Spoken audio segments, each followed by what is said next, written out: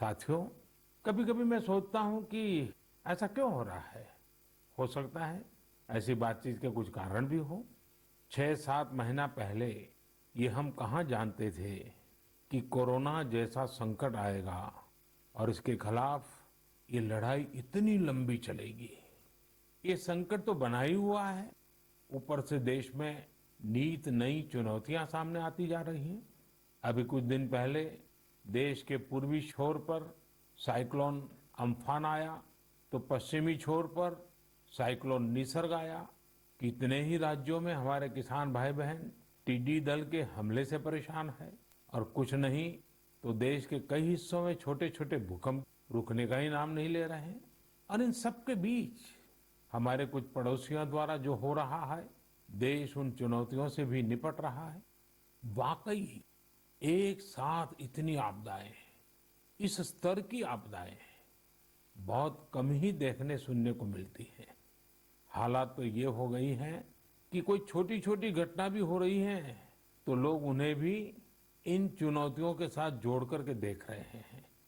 साथियों, मुश्किलें आती है, संकट आते हैं, लेकिन सवाल यही है कि क्या इन आपदाओं की वजह से हमें साल 2020 को खराब मान लेना चाहिए? क्या पहले के 6 महीने जैसे बीते उसकी वजह से ये मान लेना कि पूरी साल ही ऐसा है?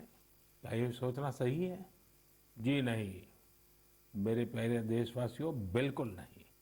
एक साल में एक चुनौती आए या 50 चुनौतियां आए, नंबर कम ज्यादा होने से वो साल खराब नहीं हो जाता। भारत का इतिहास ही आपदाओं और चुनौतियों पर जीत हासिल कर और ज्यादा निखर कर निकलने का रहा है। सैकड़ों वर्षों तक अलग अलग आक्रांताओं ने भारत पर हमला किया, उसे संकटों में डाला। लोगों को लगता था कि भारत की संरचना ही नष्ट हो जाएगी, भारत की संस्कृति ही समाप्त हो जाएगी। लेकिन इन संकटों से भारत और भी भव्य होकर सामने आया। साथियों, हमारे यहाँ कहा जाता है, सृजन शाश्वत है, सृजन निरंतर है। मुझे गीत की कुछ पंक्तियां याद आ रही हैं। यह कल कल छल छल बहती, क्या कहती गंगा धारा। यह कल कल छल छल बहती, क्या कहती गंगा धारा। युग युग से बहता आता, यह पुण्य प्रवाह हमारा। उसी गीत में आगे आता है, क्या उसको रोक सकेंगे? मिटने वाले मिट जाएं। कंकड़ पत्थर की हस्ती, कंकड़ पत्थर की हस्ती, क्या बाधा बनकर आए? भारत में भी जहां एक तरफ बड़े बड़े संकट आते गए, वहीं सभी बाधाओं को दूर करते हुए अनेकों अनेक सृजन भी हुए। नए साहित्य रचे गए, नए अनुसंधान हुए, नए सिद्धांत गढ़े गए। यानी संकट के दौरान भी हर क्षेत्र में सृजन की प्रक्रिया जारी रही और हमारी संस्कृति पुष्पित पल्लवित होती रही। देश आगे बढ़ता ही रहा। भारत ने हमेशा संकटों को सफलता की सीढ़ियों में परिवर्तित किया है। इसी भावना के साथ हमें आज भी इन सारे संकटों के बीच आगे बढ़ते ही रहना है। आप भी इसी विचार से आगे बढ़ेंगे, 130 करोड़ देशवासी आगे बढ़ेंगे, तो यही साल देश के लिए नए कीर्तिमान बनाने वाला साल साबित होगा। इसी साल में देश नए लक्ष्य प्राप्त करेगा, नई उड़ान भरेगा, नई ऊंचाइयों को छुएगा। मुझे पूरा विश्वास 130 करोड़ देशवासियों की शक्ति पर है, आप सब पर है, इस देश की महान परंपरा पर है। मेरे प्यारे देशवासियों, संकट चाहे जितना भी बड़ा हो, भारत के संस्कार निस्वार्थ भाव से सेवा की प्रेरणा देते हैं। भारत ने जिस तरह मुश्किल समय में दुनिया की मदद की, उसने आज शांति और विकास में भारत की भूमिका को और मजबूत किया है। दुनिया ने इस दौरान भारत की विश्व बंधुत्व की भावना को भी महसूस किया है और इसके साथ ही दुनिया ने अपनी संप्रभुता और सीमाओं की रक्षा करने के लिए भारत की ताकत और भारत के कमिटमेंट को भी देखा है। लद्दाख में भारत की भूमि पर आंख उठाकर देखने वालों को करारा जवाब मिला है।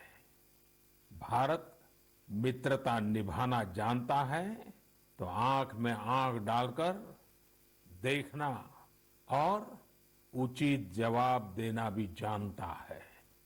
हमारे वीर सैनिकों ने दिखा दिया है कि वो कभी भी मां भारती के गौरव पर आंच नहीं आने देंगे। साथियों, लद्दाख में हमारे जो वीर जवान शहीद हुए हैं, उनके शौर्य को पूरा देश नमन कर रहा है, श्रद्धांजलि दे रहा है। पूरा देश उनका कृतज्ञ है, उनके सामने नतमस्तक है। इन साथियों के परिवारों की तरह ही हर भारतीय इन्हें खोने का दर्द भी अनुभव कर रहा है। अपने वीर सपूतों के बलिदान पर उनके परिजनों में गर्व की जो भावना है, देश के लिए जो जज्बा है, यही तो देश की ताकत है।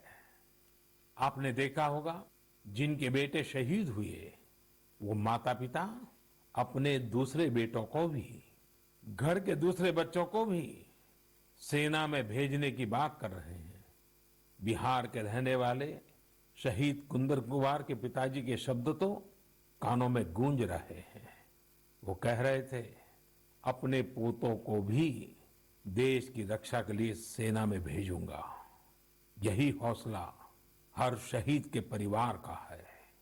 वास्तव में इन परिजनों का त्याग पूजनीय है। भारत माता की रक्षा के जिस संकल्प से हमारे जवानों ने बलिदान दिया है, उसी संकल्प को हमें भी जीवन का ध्येय बनाना है, हर देशवासी को बनाना है।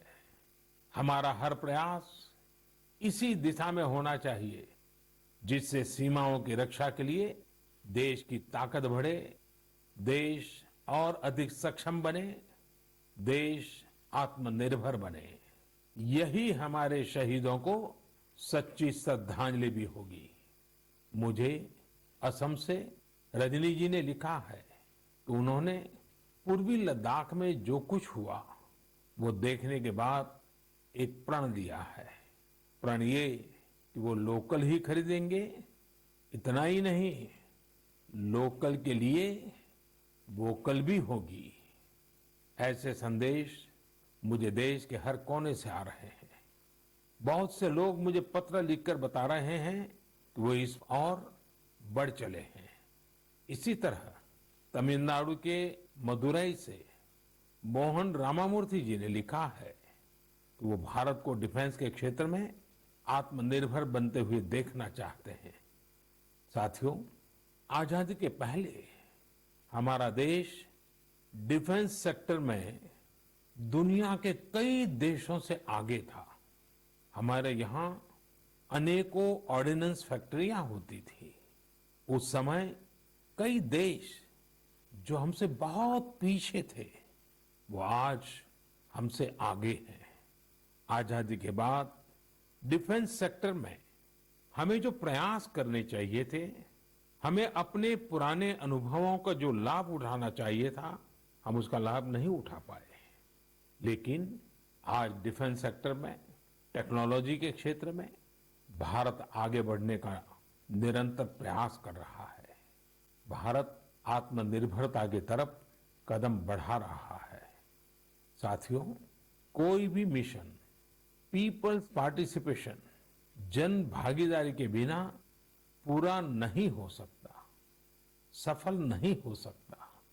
इसलिए आत्मनिर्भर भारत की दिशा में एक नागरिक के तौर पर हम सबका संकल्प, समर्पण और सहयोग बहुत जरूरी है, अनिवार्य है।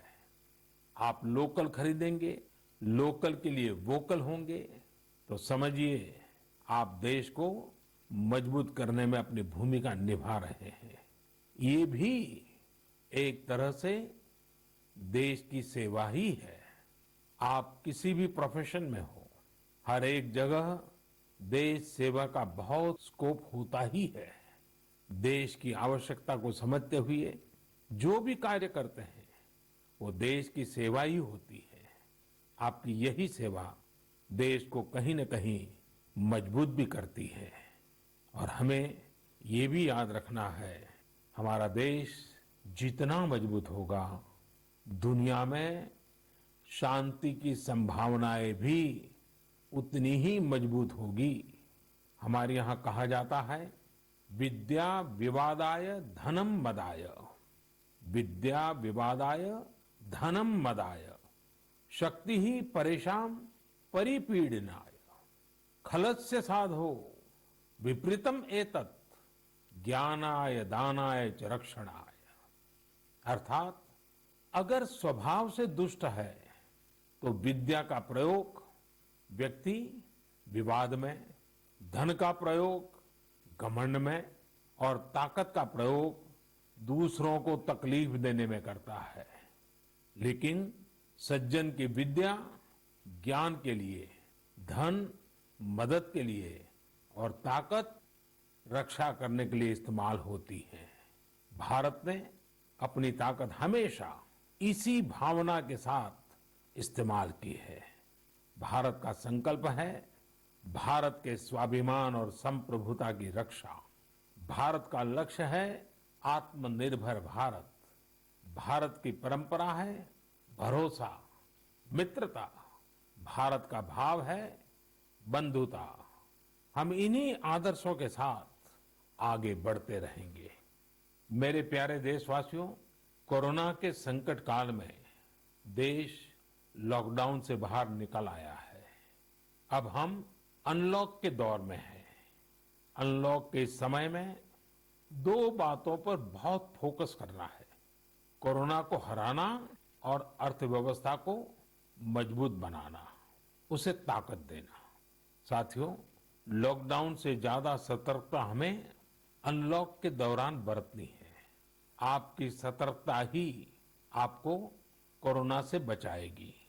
इस बात को हमेशा याद रखिए कि अगर आप मास्क नहीं पहनते हैं, 2 गज की दूरी का पालन नहीं करते हैं या फिर दूसरी जरूरी सावधानियां नहीं बरतते हैं, तो आप अपने साथ साथ दूसरों को भी जोखिम में डाल रहे हैं। खास तौर पर घर के बच्चों और बुजुर्गों को। इसीलिए सभी देशवासियों से मेरा निवेदन है, और ये निवेदन मैं बार बार करता हूं, और मेरा निवेदन है कि आप लापरवाही मत बरतिए। अपना भी ख्याल रखिए और दूसरों का भी।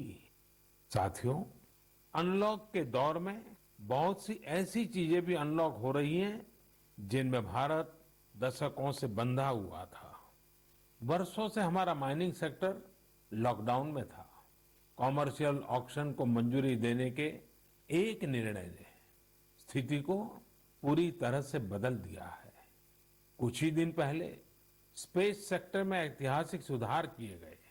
उन सुधारों के जरिए वर्षों से लॉकडाउन में जकड़े इस सेक्टर को आजादी मिली।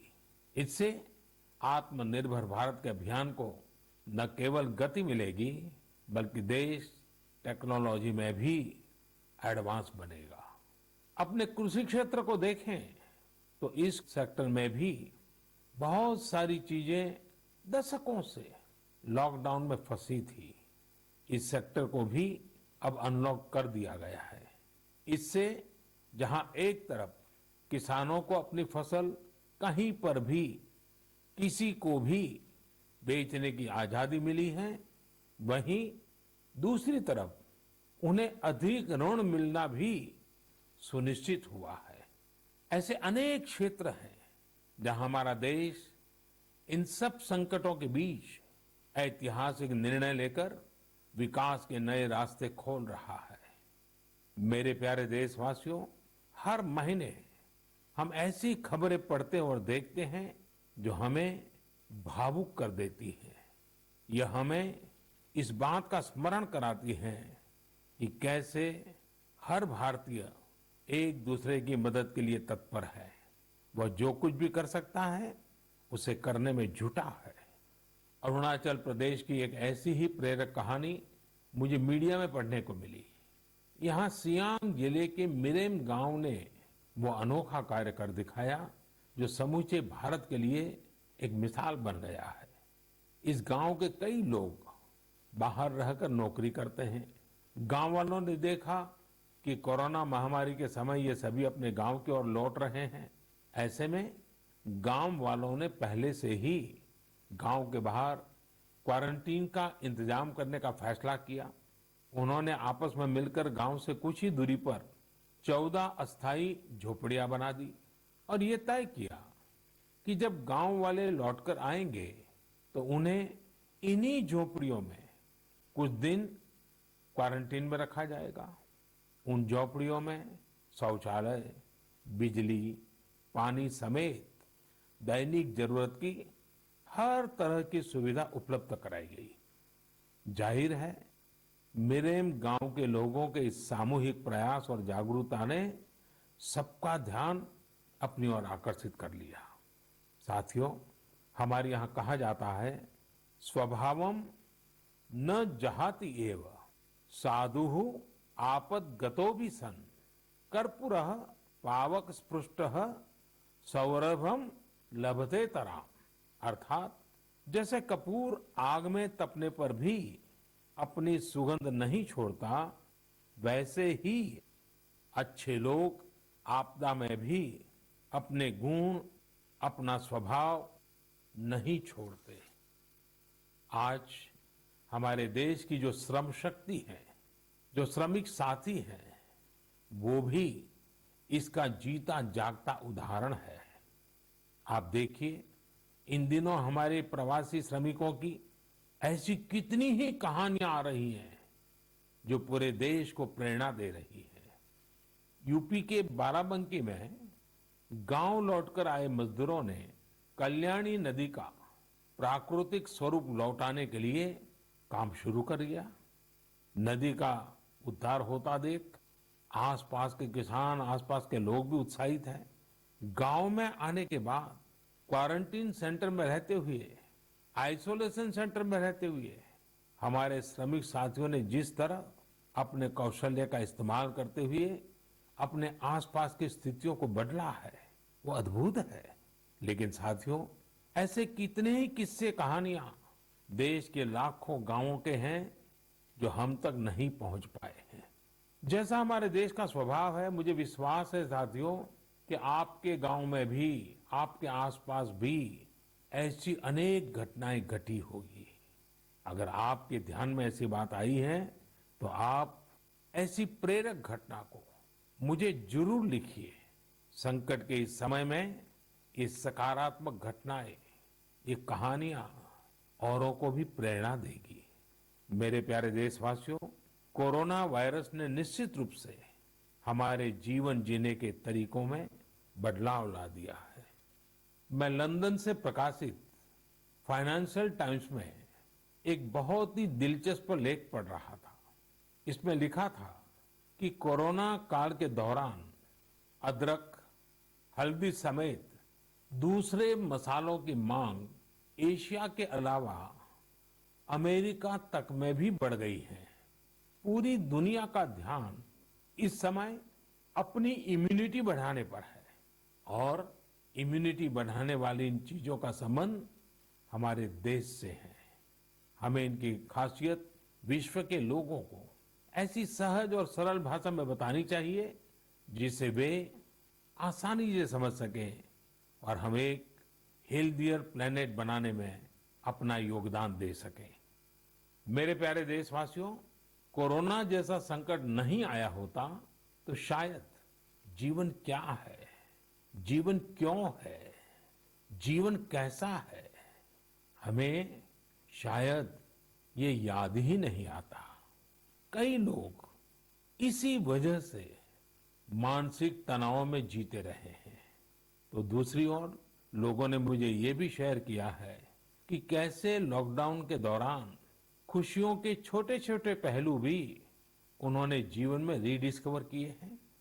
कई लोगों ने मुझे पारंपरिक इंडोर गेम्स खेलने और पूरे परिवार के साथ उसका आनंद लेने के अनुभव भेजे हैं। साथियों, हमारे देश में पारंपरिक खेलों की बहुत समृद्ध विरासत रही है। जैसे आपने एक खेल का नाम सुना होगा, पचीसी। यह खेल तमिलनाडु में पल्लानुंगली, कर्नाटक में अली गुली मणे और आंध्र प्रदेश में वामन गुंटलू के नाम से खेला जाता है। ये एक प्रकार का स्ट्रेटेजी गेम है जिसमें एक बोर्ड का उपयोग किया जाता है। इसमें कई खांचे होते हैं जिनमें मौजूद गोली या बीज को खिलाड़ियों को पकड़ना होता है। कहा जाता है कि यह गेम दक्षिण भारत से दक्षिण पूर्व एशिया और फिर दुनिया में फैला है। साथियों, आज हर बच्चा सांप सीढ़ी के खेल के बारे में जानता है, लेकिन क्या आपको पता है कि यह भी एक भारतीय पारंपरिक गेम का ही रूप है जिसे मोक्ष पाटम या परम पदम कहा जाता है। हमारे यहाँ का एक और पारंपरिक गेम रहा है गुट्टा। बड़े भी गुट्टे खेलते हैं और बच्चे भी। बस एक ही साइज के 5 छोटे पत्थर उठाएं और आप गुट्टे खेलने के लिए तैयार। एक पत्थर हवा में उछालिए और जब तक वो पत्थर हवा में हो आपको जमीन पर रखे बाकी पत्थर उठाने होते हैं। आमतौर पर हमारे यहाँ इंडोर खेलों में कोई बड़े साधनों की जरूरत नहीं होती है। कोई एक चौक या पत्थर ले आता है, उसे जमीन पर ही कुछ लकीरें खींच देता है और फिर खेल शुरू हो जाता है। जिन खेलों में डाइस की जरूरत पड़ती है, कोड़ियों से या इमली के बीज से भी काम चल जाता है। साथियों, मुझे मालूम है आज जब मैं ये बात कर रहा हूं, कितने ही लोग अपने बचपन में लौट गए होंगे। कितनों को ही अपने बचपन के दिन याद आ गए होंगे। मैं यही कहूंगा कि उन दिनों को आप भूले क्यों है? उन खेलों को आप भूले क्यों है? मेरा घर के नाना नानी, दादा दादी, घर के बुजुर्गों से आग्रह है कि नई पीढ़ी में ये खेल आप अगर ट्रांसफर नहीं करेंगे तो कौन करेगा? जब ऑनलाइन पढ़ाई की बात आ रही है तो बैलेंस बनाने के लिए, ऑनलाइन खेल से मुक्ति पाने के लिए भी हमें ऐसे करना ही होगा। हमारी युवा पीढ़ी के लिए भी, हमारे स्टार्टअप्स के लिए भी यहाँ एक नया अवसर है और मजबूत अवसर है। हम भारत के पारंपरिक इंडोर गेम्स को नए और आकर्षक रूप में प्रस्तुत करें। उनसे जुड़ी चीजों को जुटाने वाले, सप्लाई करने वाले स्टार्टअप्स बहुत पॉपुलर हो जाएंगे। और हमें ये भी याद रखना है, हमारे भारतीय खेल भी तो लोकल है और हम लोकल के लिए वोकल होने का प्रण पहले ही ले चुके हैं। और मेरे बाल सखा मित्रों, हर घर के बच्चों से, मेरे नन्हे साथियों से भी आज मैं एक विशेष आग्रह करता हूं। बच्चे, आप मेरा आग्रह मानेंगे ना? देखिए, मेरा आग्रह है कि मैं जो कहता हूं आप जरूर करिए। एक काम करिए, जब थोड़ा समय मिले तो माता पिता से पूछकर मोबाइल उठाइए और अपने दादा दादी, नाना नानी या घर में जो भी बुजुर्ग हैं उनका इंटरव्यू रिकॉर्ड कीजिए। अपने मोबाइल फोन में रिकॉर्ड करिए। जैसे आपने टीवी पर देखा होगा ना, कैसे पत्रकार इंटरव्यू करते हैं, बस वैसा ही इंटरव्यू आप कीजिए। और आप उनसे सवाल क्या करेंगे, मैं आपको सुझाव देता हूं। आप उनसे जरूर पूछिए कि वो बचपन में उनका रहन सहन कैसा था, वो कौन से खेल खेलते थे। कभी नाटक देखने जाते थे, सिनेमा देखने जाते थे, कभी छुट्टियों में मामा के घर जाते थे, कभी खेत खलिहान में जाते थे, त्योहार कैसे मनाते थे। बहुत सी बातें आप उनको पूछ सकते हैं। उनको भी 40-50 साल, 60 साल पुरानी अपनी जिंदगी में जाना बहुत आनंद देगा। और आपके लिए 40-50 साल पहले का हिंदुस्तान कैसा था, आप जहां रहते हैं वो इलाका कैसा था, वहां परिसर कैसा था, लोगों के तौर तरीके क्या थे, सब चीजें बहुत आसानी से आपको सीखने को मिलेगी, जानने को मिलेगी। और आप देखिए, आपको बहुत मजा आएगा। और परिवार के लिए एक बहुत ही अमूल्य खजाना, एक अच्छा वीडियो एल्बम भी बन जाएगा। साथियों, ये सत्य है कि आत्मकथा या जीवनी, ऑटोबायोग्राफी या बायोग्राफी, इतिहास की सच्चाई के निकट जाने के लिए बहुत ही उपयोगी माध्यम होती है। आप भी अपने बड़े बुजुर्गों से बातें करेंगे तो उनके समय की बातों को, उनके बचपन, उनके युवा काल की बातों को और आसानी से समझ पाएंगे। ये बेहतरीन मौका है कि बुजुर्ग भी अपने बचपन के बारे में, उस दौर के बारे में अपने घर के बच्चों को बताएं। साथियों, देश के एक बड़े हिस्से में अब मॉनसून पहुंच चुका है। इस बार बारिश को लेकर मौसम विज्ञानी भी बहुत उत्साहित हैं, बहुत उम्मीद जता रहा है। बारिश अच्छी होगी तो हमारे किसानों की फसलें अच्छी होगी, वातावरण भी हरा भरा होगा। बारिश के मौसम में प्रकृति भी जैसे खुद को रिजुवेनेट कर लेती है, मानव प्राकृतिक संसाधनों का जितना दोहन करता है, प्रकृति एक तरह से बारिश के समय उनकी भरपाई करती है, रिफिलिंग करती है। लेकिन ये रिफिलिंग तभी हो सकती है जब हम भी इसमें अपनी धरती माँ का साथ दें, अपना दायित्व निभाएं। हमारे द्वारा किया गया थोड़ा सा प्रयास प्रकृति को, पर्यावरण को बहुत मदद करता है। हमारे कई देशवासी तो इसमें बहुत बड़ा काम कर रहे हैं। कर्नाटक के मंडावली में एक 80-85 साल के बुजुर्ग हैं कामेगौड़ा जी। कामेगौड़ा जी एक साधारण किसान है, लेकिन उनका व्यक्तित्व बहुत असाधारण है। उन्होंने एक ऐसा काम किया है कि कोई भी आश्चर्य में पड़ जाएगा। 80-85 साल के कामेगौड़ा जी अपने जानवरों को चराते हैं, लेकिन साथ साथ उन्होंने अपने क्षेत्र में नए तालाब बनाने का भी बीड़ा उठाया हुआ है। वे अपने इलाके में पानी की समस्याओं को दूर करना चाहते हैं, इसलिए जल संरक्षण के काम में, छोटे छोटे तालाब बनाने के काम में जुटे हैं। आप हैरान होंगे कि 80-85 वर्ष के कामेगौड़ा जी अब तक 16 तालाब खोद चुके हैं, अपनी मेहनत से, अपने परिश्रम से। हो सकता है कि जो तालाब उन्होंने बनाए वो बहुत बड़े न हो, लेकिन उनका ये प्रयास बहुत बड़ा है। आज पूरे इलाके को इन तालाबों से एक नया जीवन मिला है। साथियों, गुजरात के वडोदरा का भी एक उदाहरण बहुत प्रेरक है। यहाँ जिला प्रशासन और स्थानीय लोगों ने मिलकर एक दिलचस्प मुहिम चलाई। इस मुहिम की वजह से आज वडोदरा में 1000 स्कूलों में रेन वाटर हार्वेस्टिंग होने लगी है। एक अनुमान है कि इस वजह से हर साल औसतन करीब 10 करोड़ लीटर पानी बेकार बह जाने से बचाया जा रहा है। साथियों, इस बरसात में प्रकृति की रक्षा के लिए, पर्यावरण की रक्षा के लिए हमें भी कुछ इसी तरह सोचने की, कुछ करने की पहल करनी चाहिए। जैसे कई स्थानों पर गणेश चतुर्थी को लेकर तैयारियां शुरू होने जा रही होगी, क्या इस बार हम प्रयास कर सकते हैं कि इको फ्रेंडली गणेश जी की प्रतिमाएं बनाएंगे और उन्हीं का पूजन करेंगे? क्या हम ऐसी प्रतिमाओं के पूजन से बच सकते हैं जो नदी तालाबों में विसर्जित किए जाने के बाद जल के लिए, जल में रहने वाले जीव जंतुओं के लिए संकट बन जाती है? मुझे विश्वास है आप ऐसा जरूर करेंगे। और इन सब बातों के बीच हमें ये भी ध्यान रखना है कि मानसून के सीजन में कई बीमारियां भी आती हैं। कोरोना काल में हमें इनसे भी बचकर रहना है। आयुर्वेदिक औषधियां, काढ़ा, गर्म पानी, इन सब का इस्तेमाल करते रहिए, स्वस्थ रहिए। मेरे प्यारे देशवासियों, आज 28 जून को भारत अपने एक भूतपूर्व प्रधानमंत्री को श्रद्धांजलि दे रहा है, जिन्होंने एक नाजुक दौर में देश का नेतृत्व किया। हमारे ये पूर्व प्रधानमंत्री श्री पीवी नरसिम्हा राव जी की आज जन्म शताब्दी वर्ष की शुरुआत का दिन है। जब हम पीवी नरसिम्हा राव जी के बारे में बात करते हैं तो स्वाभाविक रूप से राजनेता के रूप में उनकी छवि हमारे सामने उभरती है, लेकिन ये भी सच्चाई है कि वो अनेक भाषाओं को जानते थे, भारतीय एवं विदेशी भाषाएं बोल लेते थे।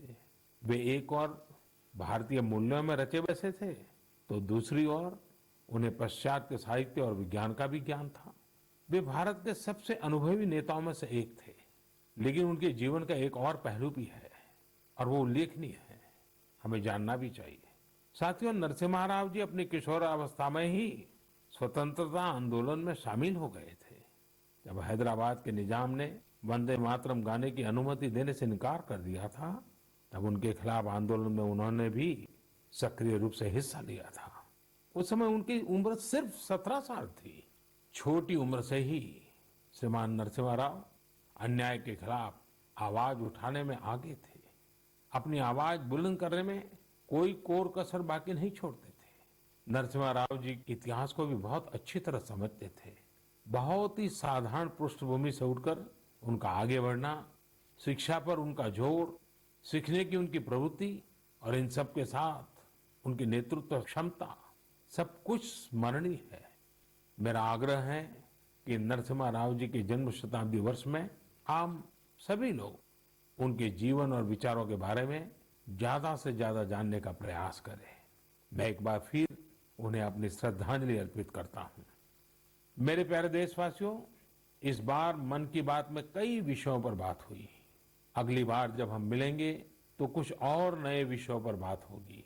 आप अपने संदेश, अपने इनोवेटिव आइडियाज मुझे जरूर भेजते रहिए। हम सब मिलकर आगे बढ़ेंगे और आने वाले दिन और भी सकारात्मक होंगे। जैसा कि मैंने आज शुरू में कहा, हम इसी साल यानी 2020 में ही बेहतर करेंगे, आगे बढ़ेंगे और देश भी नई ऊंचाइयों को छुएगा। मुझे भरोसा है कि 2020 भारत को इस दशक में एक नई दिशा देने वाला वर्ष साबित होगा। इसी भरोसे को लेकर आप भी आगे बढ़िए, स्वस्थ रहिए, सकारात्मक रहिए। इन्हीं शुभकामनाओं के साथ आप सभी का बहुत बहुत धन्यवाद। नमस्कार।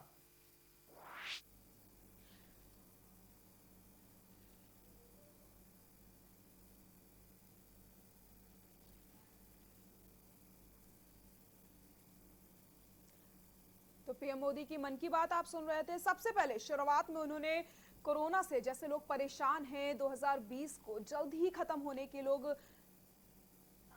कामना कर रहे हैं, तो उसको लेकर पीएम मोदी ने सबसे पहले शुरुआत करी है। और उसके बाद उन्होंने चीन में जो सैनिकों ने बलिदान दिया है उसको लेकर भी श्रद्धांजलि अर्पित की है और चीन की कायराना हरकत को जवाब देने का भी उन्होंने बात कही है। साथ ही साथ जल्द से जल्द हम इस संकट से उभर जाएंगे और सभी लोग अपने स्वास्थ्य का ख्याल रखें, आयुर्वेद दवाओं का इस्तेमाल करिए, काढ़ा पीजिए और अपने आप का ध्यान रखिए, अपने परिवार का ध्यान रखिए। साथ ही साथ जो श्रमिक मजदूर से उनकी भी तारीफ उन्होंने की है कि जिस तरीके से अपने घर आकर वो काम कर रहे हैं, एक नया आयाम हासिल कर रहे हैं, उसको लेकर भी उन्होंने तारीफ की है। यहां रुकेंगे छोटे से ब्रेक के लिए, जल्द हाजिर होंगे। आप देख रहे हैं के न्यूज, खबरों का सारथी।